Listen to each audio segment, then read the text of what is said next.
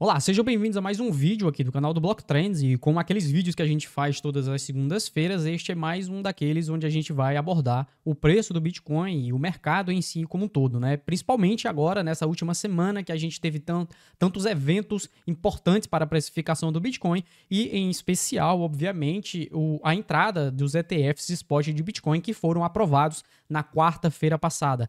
Na semana passada, na segunda-feira, a gente já fez um vídeo de análise,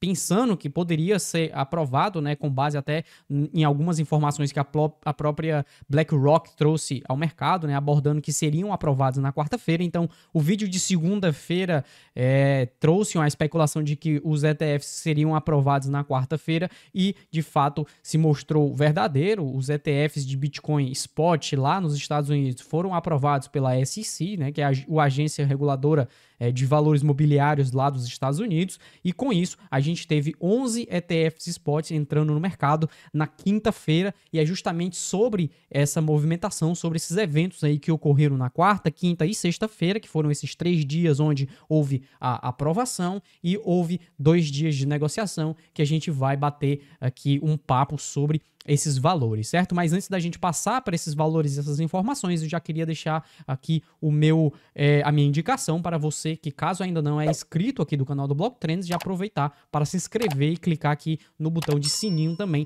para receber as notificações quando a gente estiver publicando esses materiais. Lembrando, na quinta-feira nós fizemos uma live, vou deixar depois os cards e no final do vídeo também para vocês assistirem, que foi uma live onde a gente fez com o Vinícius Bazan lá da Empíricos, falando sobre essa entrada dos ETFs spot. Então nós já batemos um papo um pouco sobre isso. Entretanto, o vídeo de hoje de análise vai ser focado mais nos volumes de negociação e no que aconteceu com o preço do Bitcoin, principalmente porque no segundo e no terceiro dia no primeiro e no segundo dia de negociação do ETF, nós tivemos de fato uma correção no preço do Bitcoin, e agora resta a dúvida sobre quão intensa vai ser essa correção ou até mesmo se ela já acabou, tá? Então, para você que quer saber essas informações relativas ao preço e como se posicionar agora, fique aí até o final do vídeo que a gente vai bater essa questão sobre preço mais para o final, tá? Agora, sem mais delongas, a gente precisa entender que esses ETFs que entraram no mercado, cada um deles possui as suas particularidades, tá? Algumas empresas são mais favoráveis ao Bitcoin, como é o caso da Fidelity, da Franklin Templeton, e outras são mais focadas aí na questão da precificação e tudo, que é como vem da Valkyrie, ProShares, BlackRock, essas empresas, Grayscale, elas estão muito mais focadas aí, não tanto na parte fundamental, mas talvez mais focada na parte da precificação, o que não está errado, tá? Elas são gestoras de ativos, elas estão aqui estão nesse mercado de modo a que ele opere para buscar um nível de lucratividade maior, e é normal para que essas instituições existam, tá? Então, a gente não pode ter, já começando aqui a abordar algumas das questões sobre essas empresas, não pode acreditar que essas empresas são bitcoiners, tá? Que essas empresas aqui estão utilizando, estão provendo veículos de alocação através de ETFs, né? De fundos negociados em bolsa, porque eles acreditam no Bitcoin ou porque eles querem evoluir o Bitcoin. Boa parte dessas empresas, desses institucionais, estão aqui no mercado justamente com o interesse de fazer lucros para os seus clientes e para as suas próprias instituições. E, novamente, isso não está errado, é assim que o mercado funciona, principalmente no mercado livre, como é o do mercado do Bitcoin. E por isso que a gente precisa entender que existem duas coisas diferentes dentro desse universo, tá? E aqui eu trouxe uma tabela com os volumes negociados. Até o momento a gente tem aqui o volume da Grayscale, né? Que é a gestora que possui o GBTC, que antigamente era um trust, né? Era um fundo fechado de Bitcoin e que teve a possibilidade de converter esse fundo fechado para um fundo ETF aí que agora está sendo negociado em bolsa. Mas o que eu queria dizer é que existem duas definições que a gente precisa separar já para começar a entender o que está acontecendo no mercado. É que, primeiro, existem emissores de ETFs, tá? E depois existem os negociadores de ETFs. Os emissores que a gente está falando aqui, ó, vocês podem ver aqui nessa aba Issuer, o emissor daqueles ETFs, são as empresas que estão fazendo a gestão daquele fundo, não necessariamente eles estão comprando, eles estão negociando Bitcoin. eles podem fazer isso através de joint ventures ou de mesas proprietárias, eles têm uma série de ferramentas que eles podem fazer isso. Entretanto, a gente precisa entender que essas empresas aqui, elas estão provendo os fundos de investimento negociados em bolsa para que os clientes negociem, tá? Então, os volumes que a gente está observando, esse capital que está entrando no mercado e que está sendo negociado, não significa que essas empresas aqui que estão aqui, Grayscale, ProShares, BlackRock, Fidelity, Bitwise, Vaneck, não significa que são os volumes que essas empresas estão negociando e estão comprando de Bitcoin, tá? Por quê? Porque daqui a pouco a gente vai ver quanto foi que entrou no mercado nesses 2 dias de negociação. E eu já queria deixar claro que esses não são os volumes que essas empresas em específico estão comprando de Bitcoin. Nós não sabemos isso, tá? Esses volumes dizem respeito à negociação aberta na Bolsa de Valores dos Estados Unidos, lá nas bolsas de valores dos Estados Unidos, e diz respeito ao volume negociado no mercado por os participantes do mercado. E aqui os participantes podem ser outros fundos de investimento, pode ser pessoas comuns, podem ser hedge funds, podem ser uma série de investidores e traders diferentes, tá? Então esse volume é com base no volume de negociação dos participantes e não dos emissores, tá? E por que é importante a gente entender isso? Porque teve uma quantidade de capital bastante incisiva entrando no mercado como um todo, tá? Só pra gente ter uma ideia aqui com base nas semanas anteriores, nas semanas de 2023 e 2024, nas últimas semanas, tá? A gente teve aí quase 1,2 bilhão de dólares entrando no mercado nessa última semana, tá? E esse 1,2 bilhão diz respeito aos ETFs que já existiam e os novos ETFs, tá? Lembrando que além de ter esses ETFs anteriores, né, eles eram ETFs de futuros, então muitos grandes investidores, grandes traders acabaram saindo dos ETFs de futuros e indo para os ETFs spot, tá? Então, como a gente vê aqui, ó, existem alguns ETFs aqui que são de futuros que estão em negativo, tá? Eles acabaram vendo fluxo de saída de capital indo para o mercado spot, né? Indo para veículos de investimento que agora negociam o preço físico do ativo, tá? E esse volume aí foi principalmente vindo também da Grayscale, tá? Então, a gente teve um volume de saída muito grande do fundo de investimento da Grayscale, porque muitas pessoas já tinham comprado o GBTC anteriormente, nos anos anteriores, tá? O GBTC já tá aqui há um bom tempo, já, se eu não me engano, desde 2021, ou foi 2020 mais ou menos, que ele começou a ser negociado e entrou no mercado como um trust, e muitas das pessoas que estavam negociando lá desde aquela época estavam tentando fazer uma forma de sair do fundo, porque ele, como era um fundo fechado, não tinha essa possibilidade. Ele surgiu já como um fundo trust que eventualmente se tornaria no ETF, e foi o que realmente aconteceu agora na semana passada. É por isso que houve um volume de capital saindo do fundo da Grayscale, tá? do GBTC, e indo para outros fundos de investimento, ou até, de fato, realizando o lucro que já estava daquelas pessoas que compraram lá em 2021 ou 2022, compraram nos anos anteriores, tá? Então, existe uma balança que deve ser colocada aqui em relação à quantidade de capital que entrou no mercado e a quantidade de capital que saiu do GBTC, que no caso é o maior fundo, né? Então, a gente vai precisar colocar em balança. Por quê? Porque durante o dia 12, tá? Eu cheguei a twittar aqui no dia 12, que o fundo do GBTC, tá? Então a carteira do GBTC, do fundo da Grayscale, começou a ver saídas de Bitcoin, tá? Então eu cheguei a comentar aqui que o volume de negociação do GBTC deve impactar o mercado a partir de hoje, porque ele é um fundo T+1 ou T+2, tá? Isso significa que as negociações que são feitas durante um dia, ela acaba sendo liquidada, né, a sua posição sendo liquidada, o fundo só vai fazer a gestão daqueles ativos um dia ou 2 dias depois, tá? E como vocês verem, foi aqui no dia 12 de janeiro, do dia 12 de janeiro, agora na semana passada, e no dia 12 a gente estava justamente no dia em que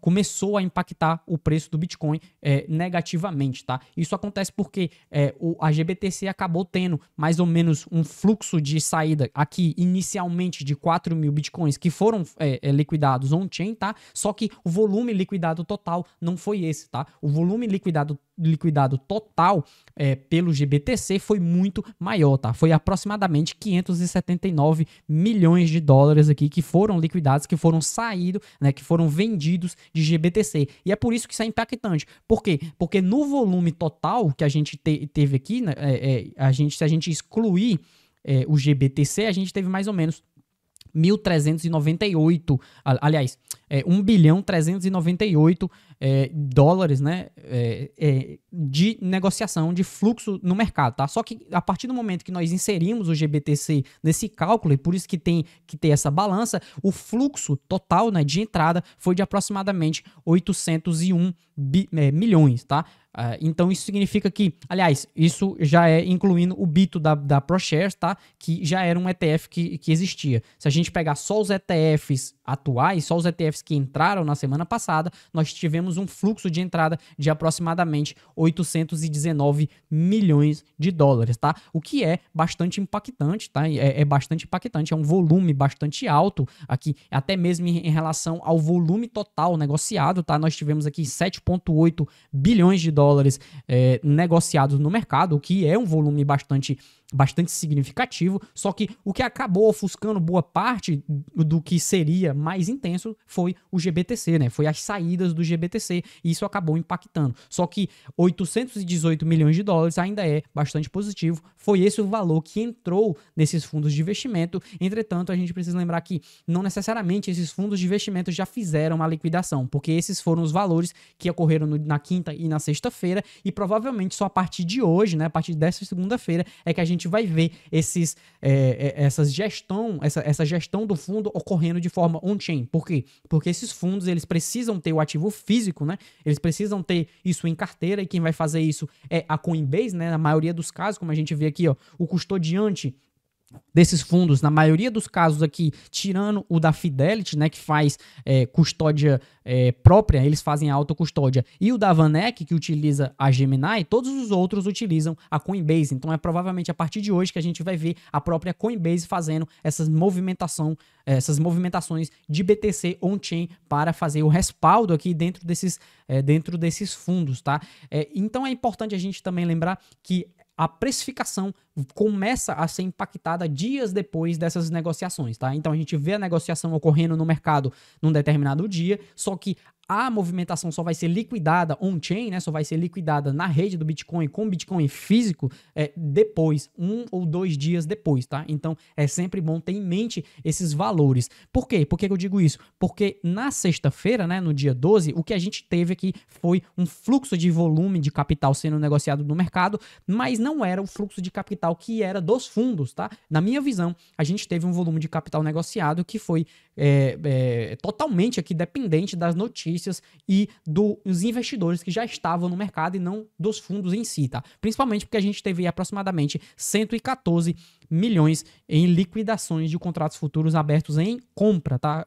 Nesse caso, seriam contratos futuros de long que foram liquidados no mercado, e quando a gente coloca aqui mas no curto prazo, a gente vê que esse volume de liquidação aqui ocorreu no momento em que as pessoas estavam shortando, aliás, estavam longando, né? Estavam apostando em long no mercado. Então a gente tem aqui, ó, o funding rate. Toda vida que o funding rate, quanto mais alto é o funding rate, mais contratos comprados existem no mercado. E como a gente vê aqui no dia 12 de janeiro, tá?